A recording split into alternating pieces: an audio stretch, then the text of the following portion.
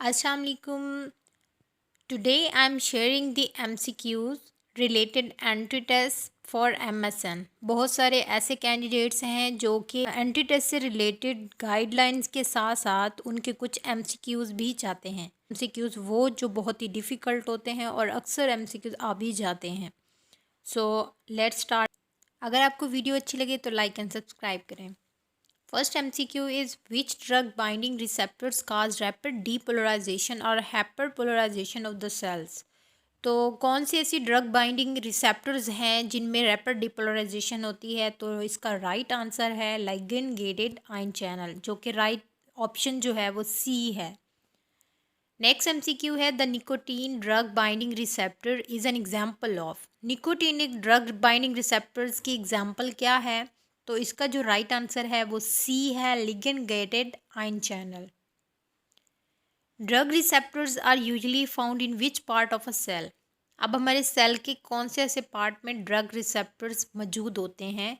तो इसका right answer है सी, प्लाज्मा मेम्ब्रेन। क्योंकि हमने यही देखा ना कि 3 जो हमारे ड्रग रिसेप्टर्स हैं वो हमारे मेम्ब्रेन्स के ऊपर ही होते हैं, और 4th अगर है तो वो भी सेल मेम्ब्रेन पे है, बट वो न्यूक्लियस के है। नेक्स्ट MCQ है कि which drug binding force is the weakest. अब ड्रग बाइंडिंग फोर्स कौन सा वीकेस्ट है? तो इसमें राइट आंसर है वैंडरवाल्स। तो इसमें आयनिक कोवलेंट हाइड्रोजन तीनों ही स्ट्रांग होते हैं, बट वैंडरवाल्स अगर इनके लिहाज से देखा जाए तो that is the weakest. Which drug binding force complicates the administration and treatment of adverse reactions from a drug. तो इसका राइट आंसर है covalent. Which voltage gated ion carries a negative charge. तो इनमें कौन सा ऐसा वोल्टेज गेटेड आयन है जो कि नेगेटिव चार्ज रखता है? तो इसका राइट आंसर है chloride. Along with the drug and its receptor, which drug binding force involves water? तो कौन सी ड्रग बाइंडिंग फोर्स है जो वाटर में इन्वॉल्व होती है? इसमें इसका राइट आंसर है hydrogen. Which factors for specificity in drug receptors binding. तो कौन से ऐसे फैक्टर्स हैं जो कि सपोर्ट करते हैं specificity in the drug receptor binding में? तो इसका राइट आंसर है differences of the optical isomers. तो ऑप्शन ए इसका राइट आंसर है। नंबर 9 है कि which statement is true. The right answer is optical isomers quinine, जो कि डेल्टा ऑप्शन है, levo and dextro have both been therapeutically but different purpose. मतलब ये बने तो एक जैसे ही हैं बट इनका मकसद और है। नेक्स्ट MCQ है कि protein molecule serve which purpose in a plasma membrane. हमारे मेम्ब्रेन के अंदर जो प्रोटीन मॉलिक्यूल्स होते हैं उनका पर्पस क्या होता है? तो राइट आंसर इसका डेल्टा है, provide a link between the intra cellular and extra cellular environment. तो वो ये लिंक देते हैं।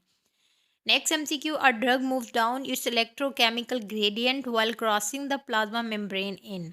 तो इसमें इसका राइट आंसर है डेल्टा, पैसिव डिफ्यूजन।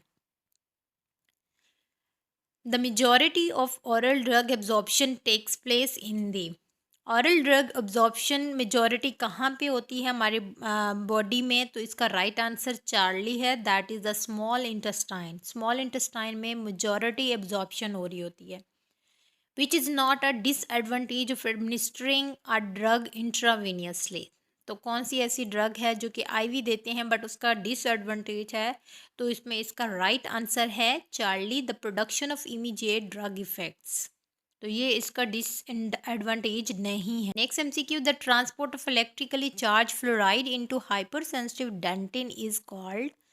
तो इलेक्ट्रिकली जो चार्ज फ्लोराइड है अगर हाइपर सेंसिटिव डेंटिन में, तो इसको क्या कहते हैं? इसका राइट आंसर है बीटा आइंटोफोरेसिस कहते हैं। Which membrane is the first tissue barrier a majority of drug must cross after intravenous administration? Answer is capillary. Which is not a factor of the blood brain barrier. तो इसमें कौन सा ऐसा factor है जो blood brain barrier का factor नहीं है? तो इसका राइट आंसर है glomerular filtrate.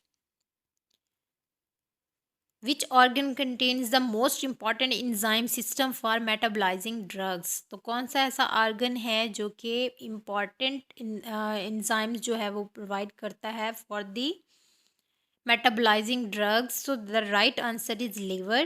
Which chemical reaction is most often involved in hepatic metabolism?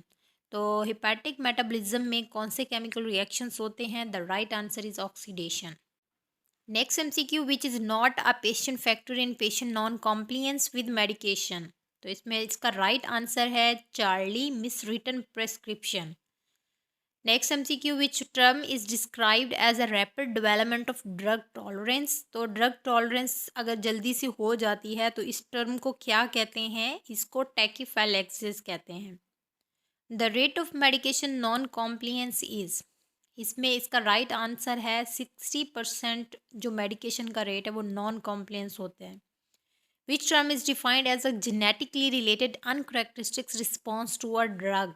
तो इसका राइट आंसर है इडियोसिंक्रेटिक रिएक्शन.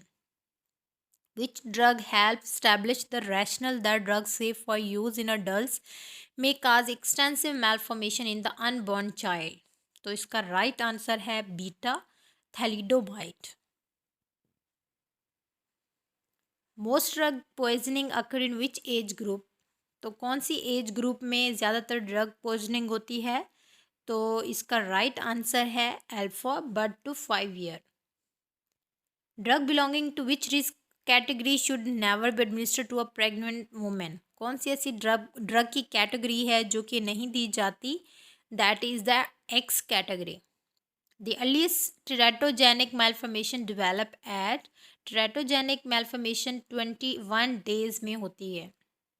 और लास्ट एमसीक्यू है, when administered during pregnancy which drug inhibit fetal bone growth and cause tooth discoloration?